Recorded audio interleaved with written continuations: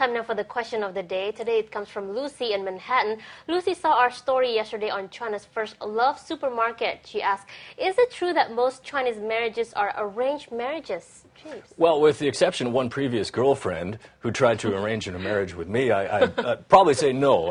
Most Chinese young people go about and try and find their own mate and make their own choices about this. I think in the past, though, certainly in China, arranged marriages had a function. It was a function of necessity between families, and maybe there were economic concerns there as well.